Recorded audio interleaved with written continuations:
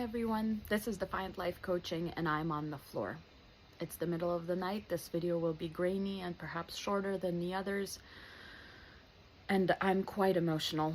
Like many of you, I've spent the last 2 months horrified at the images and videos coming out of occupied Palestine and the atrocities that are being committed by the state of Israel. And I have been working with people as a life coach who want to go through a personal transformation and working on a list of resources for folks who also want to address their collective experience of trauma. And lo and behold, many providers and life coaches and healers don't have very good training about how to hold space for grief of this magnitude, for atrocities of this kind, and how to keep going, because it feels unreal to have to keep going after witnessing or experiencing ethnic cleansing. Now, my story connects to this in a very personal way, but luckily my background has led me to learn a variety of ways to handle incredibly difficult human experiences. Yes, I've been through trauma as a refugee kid and survived ethnic cleansing of my people, and am triggered by events like these, but it's not about any one of our individual healing journeys. It's about how we need to witness this collectively and heal collectively and care for others, regardless of superficial, artificially created concepts like borders and classification systems like race, gender, class, sexuality, whatever.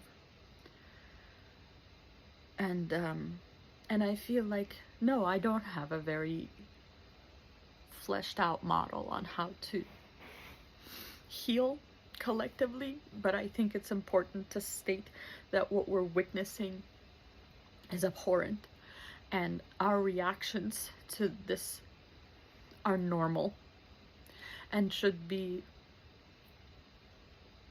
given space. And it's one of the only real things we feel in a world full of lies.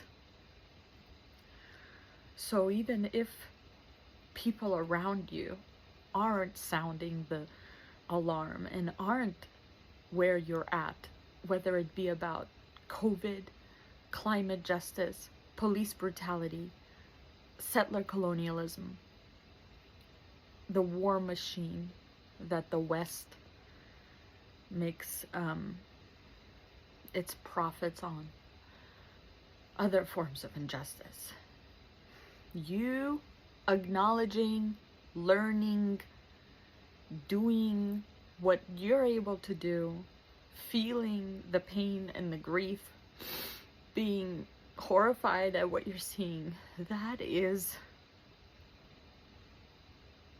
important, because on the other side they have money and political power and propaganda machines to make you feel like you're crazy.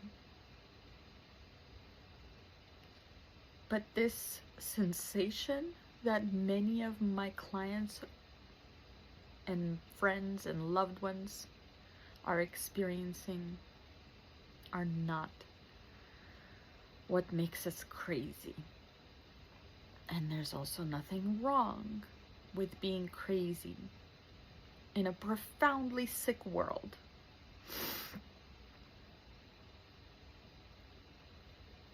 I was going to make a video, and perhaps I'll do it next week, about spiritual journeys, awakening, multi-dimensional experiences of growth. And some of this connects to that too, because feeling grief in a connected, collective way is our recognizing that we are all one, all source, all divine. And that's a journey that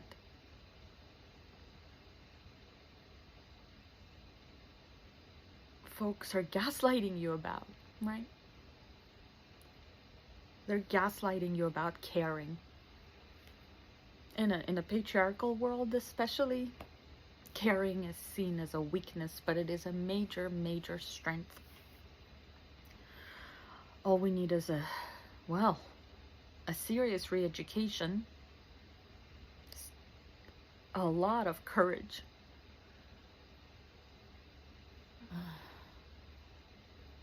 and an acknowledgement that we are complicit and cannot divorce ourselves from what's taking place.